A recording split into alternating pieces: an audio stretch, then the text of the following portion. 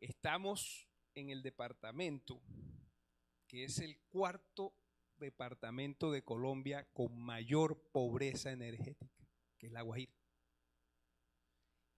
Pero no es posible. Si en La Guajira hay gas, en La Guajira hay sol. Mire, los vientos con mayores promedios de velocidad y sobre todo de continuidad, porque la generación eólica es mucho más importante la continuidad de los vientos que la velocidad. Están aquí, allá arriba, en la Alta Guajira. Y qué ironía, ¿no? Qué paradoja. Este es el departamento más pobre energéticamente del Caribe y el cuarto departamento con mayor pobreza energética de Colombia, con un 65% de toda su población en condición de pobreza energética. Y si revisamos otro indicador, que es el ICEE, el índice de cobertura de energía eléctrica, es decir, donde llegan las redes, cuando la gente dice, oye, acá no hay luz, ¿cuándo me van a poner la luz? Y le dicen al alcalde, alcalde, ¿cuándo me va a poner la luz? ¿Sí? Es decir, que le metan las líneas, los postes. Bueno, Colombia, cobertura, correcto. Colombia, aparentemente está bien, cerca de un 98% de cobertura. Pero si nos vamos a la ruralidad, ojo con este dato, el 93.1% de la población en Colombia tiene redes, es decir, está bien el índice de cobertura, hay cobertura en el 93.1%. Pero nos vamos a lo rural, a lo urbano, mejor, 98.1%. Pero en lo rural, solo el 75% de Colombia. Hay una brecha del 25% que no tiene cobertura de energía eléctrica. Y oh sorpresa, si nos vamos a la región Caribe, porque yo hice el análisis, cuando usted lee el indicador, allí el informe oficial del Ministerio de Minas y Energía, no le dice cuánto es la costa, pero usted hace el cálculo de su media con los indicadores de cada departamento. Esa tarea la tiene que hacer usted, yo la hice. ¿Y sabe cuánto es la cobertura en la región Caribe? Mire, la mitad de la población de la región Caribe no tiene cobertura de energía eléctrica. La mitad, casi el 50%. Y si miramos la Guajira, ya aquí no hay un problema de cobertura, aquí hay un problema de exclusión eléctrica. Solo el 25%, es decir, la cuarta parte de la población rural del departamento de La Guajira tiene cobertura de electricidad. Esto es algo inexplicable, pero es la realidad. Entonces, esas son las grandes, yo lo he llamado la gran contradicción del Caribe. ¿Ya? Porque es que es la región con mayor potencial energético. Nosotros tenemos un promedio de generación solar. ¿Cómo se mide? Porque escuchamos en la calle, no, que voy a poner paneles, no, que los paneles. Y uno dice, no sabe ni qué está hablando. Un panel solar te convierte la energía solar, bueno, energía eléctrica, ¿no?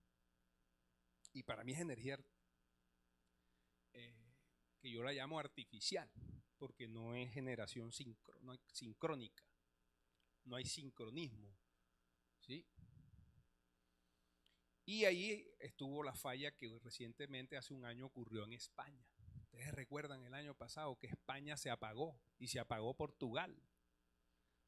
Eso no fue porque sí, porque nada, allá no hay nadie que puso y voló todo, no, nada, ya nada, no hubo nada. ¿Sabe qué fue lo que ocurrió? La transición energética que hizo España llevó a cerrar las térmicas de gas y de carbón y las nucleares, ¿sí?, que la energía nuclear por fusión, que muy pronto estará en el mundo, en el año 2030, va a ser la fuente de energía más limpia del mundo. Y un día podemos programar una charla de eso. Es un tema largo, pero bello. Cómo se genera energía a través del proceso de fusión nuclear. Bueno, España cerró todas sus térmicas y regaron paneles solares por todos lados. Y esos aerogeneradores por todos lados. Pues resulta que la inercia del sistema eléctrico con generación solar te la da la electrónica de potencia, un inversor. Y a veces nos preguntamos, oye, ¿qué prefieres tú? Úsenme la expresión, ¿el huevo criollo o el huevo purina? No, dame el huevo criollo. ¿Quieres un guiso de gallina criolla o purina? Dame lo criollo. Claro. Igual, la energía con generación síncrona, la estática, la inercia, lo da la naturaleza, lo da la física, el campo, el electromagnetismo del planeta, las ecuaciones de Maxwell. Así se genera la electricidad. Entonces, y un inversor es un invento del hombre, del ser humano. Así de sencillo. Entonces, España salieron a cerrar las térmicas, se pasaron a los paneles y mira el problemita que se les creó. Entonces ahora están corriendo para abrir otra vez las nucleares, abrir las térmicas, pero el problemita del gas allá en Ucrania con Rusia. Y los tiene Trump cada día más apretados porque les hizo más estrecho el estrecho de Hormuz. La cuarta parte de la demanda de gas y de petróleo mundial pasa por ese estrecho. Trump no está improvisando. Si algo tienen esos gringos es que no son tontos. Y primero Panamá, segundo Venezuela. Venezuela tiene las mayores reservas de petróleo del mundo. Eso es de ellos. Ahora tienen el estrecho de Hormuz, cierre ahora, cierre. ¿Qué están controlando? Los mercados internacionales de la energía. Ya, así de sencillo. Entonces, fíjense, mire, tenemos un potencial energético excepcional, puertos, una ubicación única en el mundo. Tenemos todo, pero tenemos las tarifas más altas de electricidad, de energía eléctrica.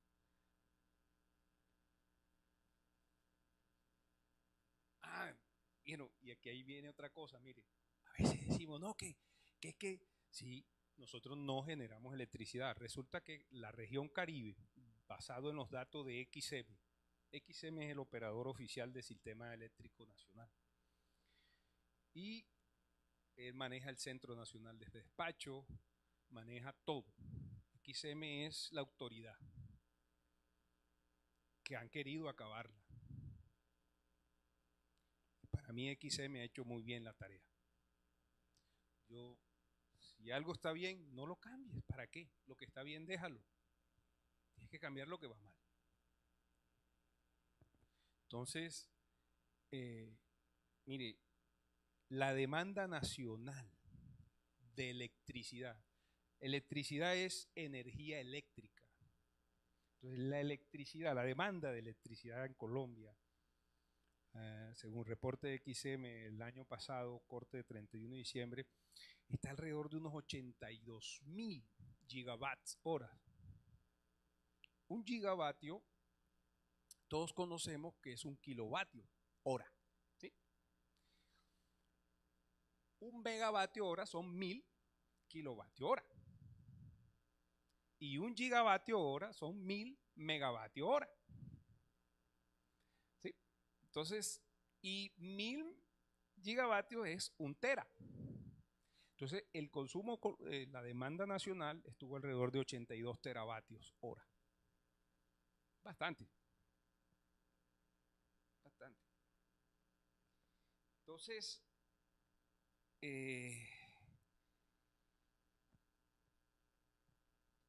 la costa consume alrededor, oígase bien, del 30% de toda la demanda nacional. Solo la costa. 30%. Y nosotros producimos, no alcanzamos a producir ni siquiera el 5%. Entonces, en generación estamos rajados. Con la contradicción que les acabo de decir.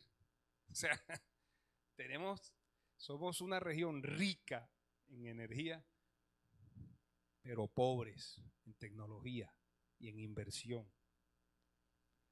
Entonces, al problemita de que no generamos, súmele esto. Bueno, cuando yo hablo de generación firme, es generación síncrona. Exactamente, la generación de energía firme, que es lo que uno escucha, exacto, y uno escucha a los ministros y escucha a varios economistas hablar, no saben de qué están hablando. Porque la energía firme es la que se da en un generador sincrónico, te da firmeza y que está disponible 24/7, 365 días al año. Entonces, y nosotros tenemos muchas riquezas para energía firme: carbón, gas, que es la térmica, hidrógeno, y ahora se viene algo interesante, unos estudios que hay que son los PERS, planes de electrificación rural sostenible, llevados a cabo por el ICSE. El ICSE es el Instituto de Planificación de Energías No Convencionales, que trabaja en conjunto con el FENOGE. ¿Sí? Entonces, ya esos estudios están y hay mucha factibilidad para construir muchas PCHs en el Caribe. Las PCH son pequeñas centrales hidroeléctricas con capacidades de 5 megawatts. Entonces, tenemos un déficit altísimo de generación firme. Dependencia energética, obvio. Nosotros dependemos de las hidroeléctricas de Antioquia y de Cundinamarca, Boyacá, de la región andina.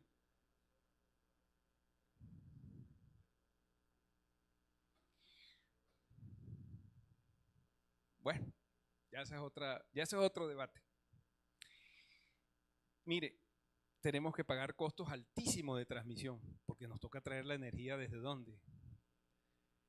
Y la joya de la corona aquí, pérdidas técnicas y no técnicas, infraestructura envejecida. Estas tres están conectadas porque una es consecuencia de la otra. La infraestructura envejecida de las redes del Caribe genera pérdidas técnicas más altas que en el promedio nacional. Y esto genera que también tengamos tarifas elevadas. Ahorita les voy a mostrar algo interesante, porque la CREC fue la que nos crucificó. Y yo les voy a decir dónde estuvo la crucifixión. Entonces, esto tiene mucho que ver con el desgreño administrativo de Corelca. Cuando salen de generación, GESELCA toma las térmicas, Transelca se queda operando sus redes de transmisión regional. Pero llegó el famoso y temido Electricaribe, ¿se acuerdan? Electricaribe, que aquí le decían coloquialmente y todo el mundo le puso, yo, bueno, imagino que aquí también era por toda la costa, decían electrirrobo, ¿se acuerdan? Bueno, entonces, Electricaribe fue una pesadilla. Nunca hicieron los planes de inversiones que se necesitaban para la prestación de un servicio óptimo.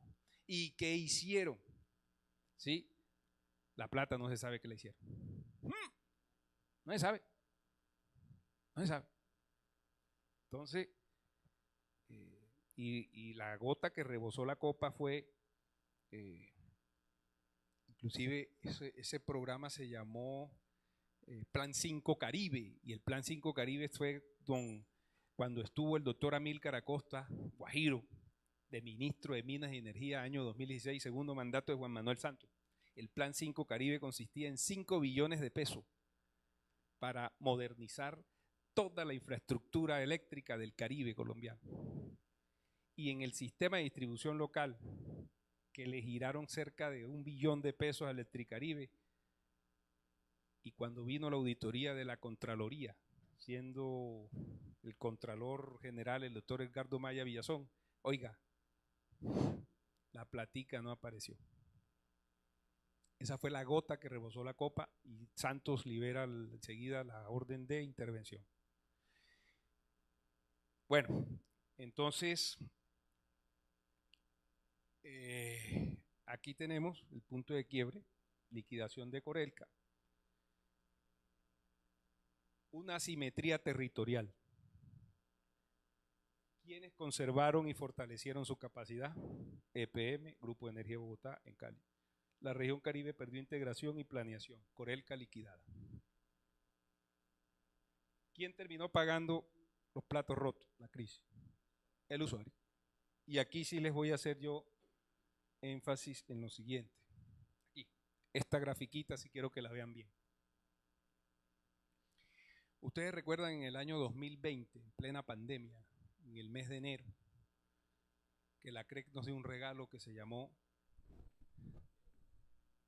Resolución CREC 010 de 30 de enero del 2020, régimen especial tarifario para la costa.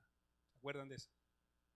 Bueno, posterior a esa, en el año 2021, en junio del 2021, sale la 078 y 079, junio del 2021, autorizando a que las comercializadoras, operadores de red, incluyeran las pérdidas en el costo unitario de los usuarios. El incremento, ahí empieza la tragedia.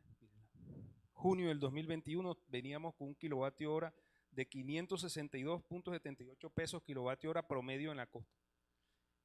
Y miren a junio del 2022, el incremento en un año, en solo un año, de junio del 2021 a junio del 2022, 70.7%. Se subió a 917,54 kilovatio hora. Mire, esta gráfica es interesante porque aquí es donde la CREC se hizo de Pilato. Ahí yo dije, la CREC, aquí la CREC es Pilato. Aquí. Entonces, y la pesadilla continúa. Aquí está.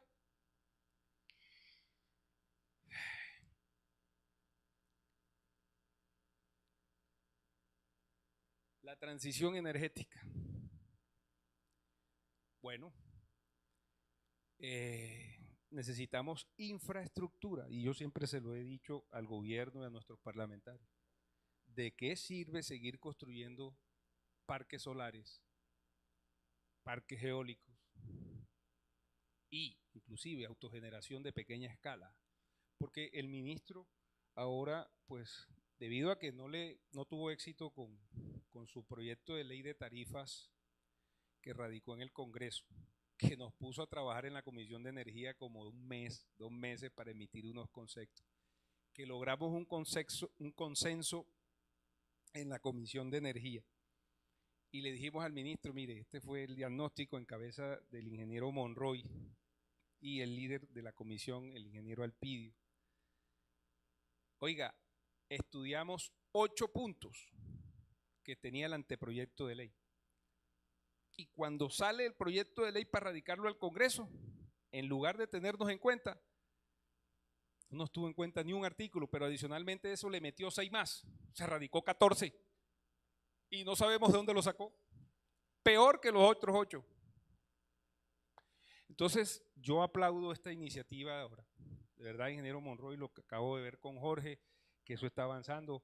Hay que buscar que nos escuchen más. Yo soy muy respetuoso de las decisiones que tomen los gobiernos, pero llegan ministros que tienen un perfil más de economistas y el sector eléctrico necesita un perfil técnico. Entonces, y toman decisiones basados en estudios o en no sé de dónde lo sacan o bajo qué intereses, pero que no llegan a solucionar las verdaderas problemáticas de las comunidades. Entonces se gastan los pocos recursos que hay y el problema, en lugar de disminuir, sigue creciendo, sigue aumentando. Hoy en día nosotros, si nos podemos hacer un diagnóstico, ¿sí?, de la problemática en el Caribe, se ha duplicado y va a seguir creciendo. Miren, XM acaba de sacar con el Centro Nacional de Despacho unos informes serios el año pasado, a mediados de año, ya tiene un año. Yo se lo hice, se lo publiqué al ministro por las redes para que lo leyera. No lo leyó. ¿Sabe qué está pasando? Los racionamientos que hay en Valledupar, en Barranquilla, y entonces son a consecuencias del informe del Centro Nacional de Despacho. Yo lo sabía. Nosotros los ingenieros lo sabíamos, pero no nos escucharon. Entonces hay que buscar la manera de que nos escuchen. Y usted, ingeniero Monroy, de verdad, muchas gracias por este espacio y por tomar estas iniciativas. A veces tengo mis contradicciones con unos colegas porque dicen hay que apartar al gremio de la política. Es imposible hacerlo, porque ¿cómo lo vas a hacer? Si las decisiones en un país la toman son los políticos. Por lo menos debemos hacernos visibles y de que nos escuchen para que se empiece a ver las soluciones. Entonces, sí, sé que estoy pasado de tiempo, pero este es un tema de verdad muy largo, demasiado largo, y yo tengo una propuesta que quisiera que ustedes vieran y que vengo revisando desde hace mucho rato, insistiendo en la soberanía, en la seguridad y eficiencia energética Caribe Colombia. Es un grupo que tengo en las redes que se llama SEC. Aquí está la solución. Y me he tomado, digamos que, el deseo de pensar en una gran empresa para el Caribe, en un modelo tipo Enel Colombia, un grupo de energía Bogotá. Y esta es una propuesta donde los departamentos, los municipios de la región y la nación, y los privados también deben entrar, fondos regionales y comunitarios, apartando la politiquería, no a resucitar, a revivir a Corelca con sus problemas, no. Si el Grupo de Energía de Bogotá lo está haciendo bien, nosotros también lo podemos hacer bien. ¿Y cuáles serían los objetivos? Bueno, ¿ustedes saben cuánto vale la modernización de las redes de la costa? 3.000 millones de dólares, casi 13 billones de pesos. Y nosotros tenemos un presupuesto general de la nación que bordea los 560 billones de pesos. No podemos coger casi más del 5%, el 7% del presupuesto para atender la problemática. Entonces necesitamos inversión privada, pero también se necesita inversión de los departamentos, y ahí sí las regalías, no como pretende EPM y Afinia o Aire, que querían que las regalías de las regiones se invirtieran. Es que ahí es donde no nos ponemos de acuerdo, porque ¿cómo vas a coger tú los recursos que son del pueblo caribe para invertirlos en infraestructura eléctrica? Sí, arreglamos un problema, pero ¿a quién le quedan esas redes? A ellos. ¿Y a quién le genera dividendos? A ellos. Entonces, que esos dividendos se inviertan en el Caribe. Esa es mi propuesta. Y mire esto. regalías, recursos públicos que no generan retorno directo. Pregúntele al gobernador de La Guajira cuántas inversiones ha hecho en el sector eléctrico. Yo tuve con Quiroga, el superintendente de servicios públicos, y el gobernador de La Guajira, tuvimos una discusión porque el gobernador dijo, yo acabo de invertir 40.000 millones de pesos electrificando varias zonas rurales de mi departamento, superintendente. Y Aire, lo único que hace es venir, ponerle las placas a los transformadores y a los postes, propiedad de Aire. ¿Y eso cómo es? Entonces,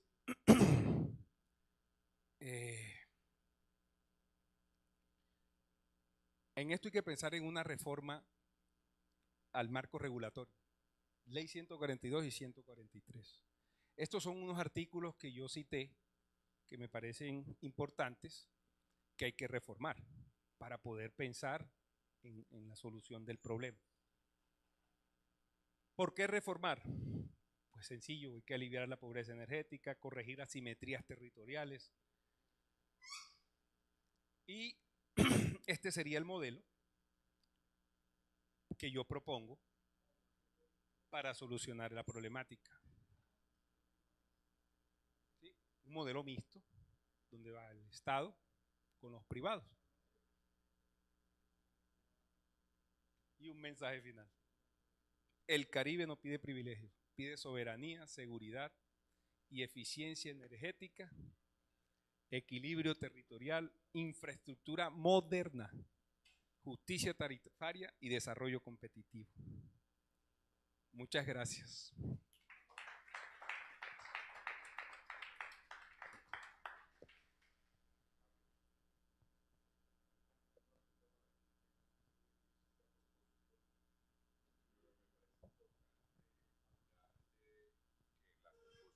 De la tarifa hay un elemento, una variable muy importante a la que hay que referirse, es el cargo de confiabilidad.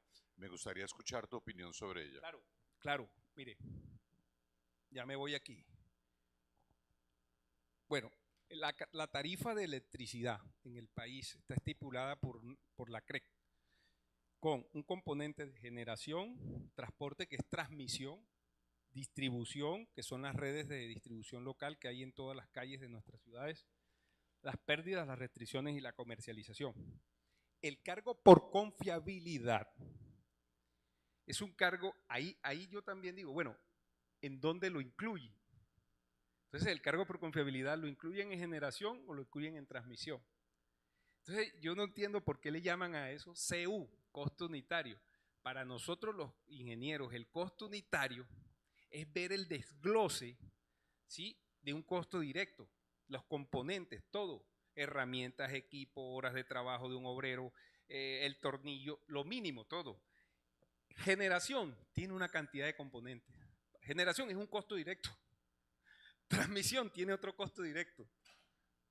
Las pérdidas también, porque ahí van incluidas técnicas y no técnicas. Referente a su pregunta, el cargo por confiabilidad nace a raíz del racionamiento del año 1993, el famoso apagón de Gaviria, cuando el gobierno de César Gaviria, ¿sí?, corre una hora.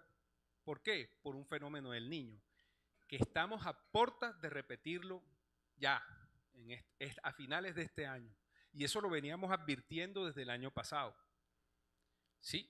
Hoy en día, ingeniero Monroy, hay un déficit de energía firme publicado por XM, según fuentes oficiales, del 2.3%. Para el año siguiente se va a doblar a cerca del 4.6%. Y para el año 2030 vamos a estar en casi un 6.87% de déficit de energía firme. Porque están corriendo a hacer granjas solares. Porque el gobierno cree que la solución son los paneles. Hombre, por favor, no veo lo que pasó en España. Pero es que eso es lo que uno no entiende. O sea, los políticos piensan una vaina, pero la ingeniería dice otra. Y es ahí donde nosotros los ingenieros, y de verdad que lo felicito, ingeniero Monroy, por estas iniciativas, que deben escucharnos.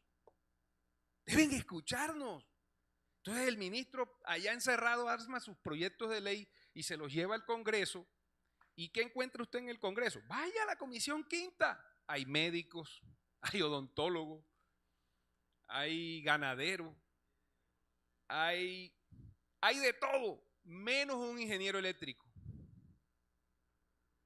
¿Y qué pueden aprobar esos manes ahí? Úsenme la expresión. Entonces, nosotros que somos de verdad socios de esta prestigiosa entidad con casi 200 años, que es el órgano consultivo oficial del Estado, debemos ser tenidos en cuenta y no ignorados. Por el amor de Dios, nosotros emitimos un concepto a la ley de tarifas que presentó el ministro Palma a la Comisión Quinta en el Senado. Y parece que ni la vieron, porque no solo en el anteproyecto habían 8 artículos, oiga, y el descaro presentan 14 y los otros 6 peor que los 8. Entonces, cuando ya la sociedad, nosotros como miembros de la Comisión de Energía de la Sociedad Colombiana de Ingenieros, y cabeza del ingeniero Monroy, le dijimos al ministro, mire, estamos de acuerdo en esto, no estamos de acuerdo en esto, mire, me parece que esto es lo mejor. Fue peor lo que presentaron después a la comisión. Claro que eso lo archivaron, eso sabía que, yo sí se los dije, mire, eso es perder el tiempo porque para mí están detrás de algo. Claro, ¿en qué concluyó todo ese show que armaron? En los famosos techos solares. Entonces ahora salieron a ponerle paneles solares a todas las viviendas de la costa de estrato 1, 2 y 3. Eso va a agrandar el problema y no lo entienden. Están, mire, es que no es un panel, colocar un panel, esos son fuentes de electricidad. Van a empeorar los circuitos en la costa. Imagínense el problema tan serio que se le vienen a los operadores de red, a Aire y a Finia. Es de magnas proporciones. Eso es fuente de corriente en cada casa. ¿Sí? Y los circuitos de distribución no aguantan. Cuando la CREC emite conceptos diciendo que no puede haber punto de conexión para granjas solares porque hay agotamiento de las líneas de transmisión, los circuitos de distribución también son líneas y también tienen agotamiento. Y hoy en día ya casi todos los circuitos del Caribe colombiano ya no sirven. Entonces no solamente va a demandar energía, flujo de energía hacia el consumo, sino del consumo hacia las fuentes, hacia las subestaciones. Van a doblar el problema. Pero no, esa es la solución. Esa es la solución. Y nosotros, que somos los ingenieros, que estamos aquí, que estamos representados en una sociedad, que estamos en un gremio, ni nos prestan atención. Pero ahí están las consecuencias. A la larga, ¿quién termina pagando los platos rotos siempre? Yo lo dije aquí. Y no lo duden, que el problema va a crecer. Y mire, vea, ¿a quién le toca? Ay, aquí está, sencillito. ¿Quién termina pagando? Nosotros. Entonces, el cargo por confiabilidad, nosotros hicimos un estudio muy serio en la Comisión de Energía también, ingeniero Monroy, le dijimos al ministro, le hicimos unas observaciones y obviamente defendimos el cargo por confiabilidad, porque es lo que ha sostenido el sistema eléctrico colombiano de que no volviéramos a repetir el apagón del año 1993, ¿sí? Y a raíz de ese apagón y de ese cargo por confiabilidad se crean es donde se fortalece el parque térmico, ¿sí? Que la mayoría está en la costa. Entonces, qué paradoja, la costa con su parque térmico ha salvado al país de un apagón, pero la costa tiene que pagar, ¿sí?, por traer la energía de las hidroeléctricas hasta acá 2 o 3 veces más lo que vale. Esas son las asimetrías a las cuales yo me refiero. Y es ahí donde debemos entrar a dar el debate. No es que vamos a acabar con lo que hay, no, es a mejorarlo. Y es escuchándonos, es opinando, es debatiendo. Entonces, el cargo por confiabilidad es necesario Y es lo que garantiza la capacidad, disponibilidad de energía firme. Yo soy un poco pesimista en ese sentido porque los pronósticos del clima es que viene un super niño y cuando los embalses de las hidroeléctricas llegan a un 27.7% de sus niveles, sí, ya. Guarde esa agua porque, ojo, no respondemos. Entonces, ¿saben cuánto le cuesta al país una hora de apagón? Una. ¿Saben cuánto es el costo en la economía nacional? Que lo dijo Fedesarrollo. Entre 175.000 millones a 208.000 millones de pesos por cada hora de apagón. Entonces, el cargo por confiabilidad es necesario. Es necesario. Y las térmicas son necesarias. Han querido cerrarlas. El carbón del Cesar no se puede dejar enterrado, hay que producir electricidad. Entonces, si hay otra pregunta.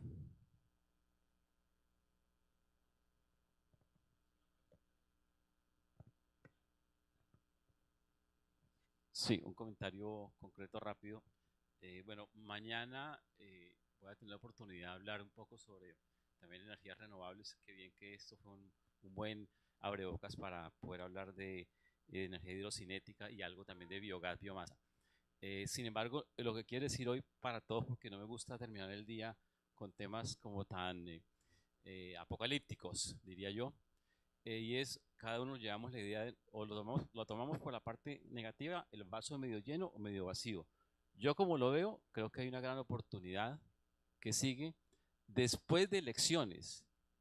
Gane quien gane, no importa, viene un ejercicio de Plan Nacional de Desarrollo. Creo yo que este ejercicio es un buen insumo para allí volver a reunirnos, ¿cierto? Y con miras a incidir en el Plan Nacional de Desarrollo, poder colocar un par de articulitos que nos permita, por ejemplo, trabajar el tema tarifario. Ahí la dejo. Entonces creo yo que no desanimarnos, ¿sí? Seguir pensando, y el tema es oportunidad. Hay que plantear esto en la oportunidad que es. Y la oportunidad próxima que se viene es el plan de desarrollo. Gane quien gane. Eso no interesa. Pero hay un nuevo plan de desarrollo. Por lo tanto, hay una oportunidad interesante que trabajar. Muchas gracias. Muchas gracias. Déjame responderte. Yo te voy a decir algo. O sea, cuando este gobierno inició a construir el Plan Nacional de Desarrollo, Colombia, potencia mundial de la vida, hizo lo mismo que el anterior. Salió a socializar todo por el país y crearon las famosas mesas esas de trabajo. Bueno, en ese entonces yo fui secretario de Energía del departamento de Sucre. Y esa mesa la hicieron en el municipio de San Marcos. Y allá me fui. Y llevé esta propuesta. La estructuré con el formato que ellos dijeron. Hicimos todo. El gobernador se la jugó. Estaba, y no solo el gobernador de Sucre, había consenso con todos los gobernadores del Caribe, el de La Guajira en ese entonces, que había uno encargado, los 7 gobernadores, hablamos con el superintendente de servicios públicos, hablamos con Irene Vélez, que era la ministra de Minas y Energía, que entre los 3 me parece la que más escuchaba. O sea, para mí de los 3 me quedo con ella. Fue la menos mala. Escuchaba. Y estuvimos todos, hicimos de todo. Radicamos, mandamos por la plataforma todo lo que nos dijeron. Y pasó lo mismo que hicieron con nosotros en la Comisión de Energía de la Sociedad. Ni lo vieron. Mejor dicho, lo que sacaron fue totalmente distinto a lo que nosotros propusimos. Entonces, ahí es donde yo digo, nos ponen a perder tiempo, como le llamamos acá, a botar corriente, la mamadera de gallo, como le decimos nosotros acá. Entonces ya uno se cansa. Entonces tenemos que hablar, salir a los medios de comunicación, y a un debate en el Congreso, ¿ya? En representación de la sociedad, y hablar fuerte, con conocimiento, y decirle al país lo que está pasando, ¿ya? Y que nos tengan en cuenta. Pero no decimos nada, quedamos callados. ¿Y qué pasa? El problema sigue creciendo. ¿Y a dónde vamos? Que eso sí yo no estoy de acuerdo, que son las vías de hecho. Mire, ayer, en estos días, cerraron Curumaní, después cerraron Rincón Hondo, después cerraron Chiriguaná, después cerraron Bosconia. Esas son vías de hecho que yo no comparto. ¿Sabe por qué? Porque nosotros somos así, nos relajamos, no está pasando nada, pero cuando llega el trancazo, ¡ay, Dios mío! ¿Y esto qué? Entonces, ahí es donde yo digo, tenemos que organizarnos, tenemos que hacer presencia, tenemos que ir a los debates, tenemos que buscar visibilidad nosotros los ingenieros.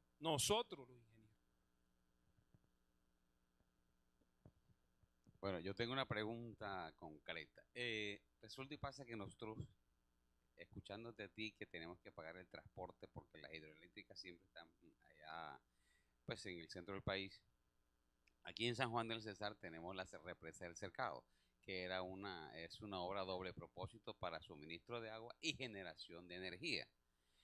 Yo quisiera preguntar qué información tiene usted acerca de esa fase, digamos, de la fase de generación de energía, porque entendemos que la parte del suministro de agua, del tubo que habló nuestro presidente Gustavo Petro, no se va a hacer, pero de pronto ahora, con base en ese diagnóstico que tú lo tienes muy bien claro, ¿qué información tenemos sobre esa posible fase, si se va a concretar, si se va a hacer?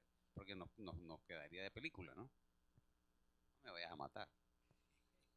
Bueno, yo primero te digo que eso no lo he visto en el Plan Energético Nacional, tampoco lo he visto en el Plan de Expansión de Referencia de Transmisión y Generación, que es el PRGT. No he visto, digamos, observaciones en la UDME. Dudo mucho del futuro de ese proyecto. Sin embargo, con mucho respeto te digo, nosotros tenemos carbón, nosotros tenemos gas, nosotros tenemos sol y nosotros tenemos viento, ¿sí? Y obviamente unos estudios ya, como tú lo acabas de decir, en San Juan, y así lo hay en otros municipios que tienen una geografía para PCHs, en la Sierra Nevada de Santa Marta, Serranía del Perijá, ¿sí? Para crear un hub energético en el Caribe colombiano, como lo anunció el gobernador Verano. Entonces, ¿pero qué pasa? Es lo que yo digo. Llegan economistas, oiga, por el amor de Dios, un abogado, abogados hablando de esto. Y dice, este tipo, porque se hizo una especialización en energía y ya cree que va a solucionar el problema energético. No saben de lo que hablan. Y ahí está la raíz del problema. ¿Quiénes fueron los gerentes de Corelca? Cuando Corelca tenía los ingenieros de gerente en las electrificadoras, eso funcionaba bien. Y apenas le metieron politiquería a Corelca, que empezaron a llegar abogados. Excúsenme, yo no tengo nada en contra de los abogados ni de los economistas, pero zapatero a su zapato. Y destrozaron las electrificadoras. No, ¿cuánto es? 5 megawatts. Eso no tiene, imagínate, 5 megawatts, si estamos hablando de que pueden estar encendidas las turbinas y a una capacidad de cuánto, ponle tú una eficiencia de un 60-70% de eficaz, estamos hablando de cuánto, un 60% son casi 11 por 5, serían 70 megavatios hora diario. Son 70.000 kilovatios hora diarios. Eso.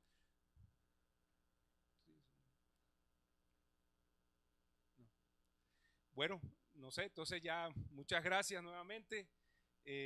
Aquí está mi código QR, ¿no? Ya lo, oiga,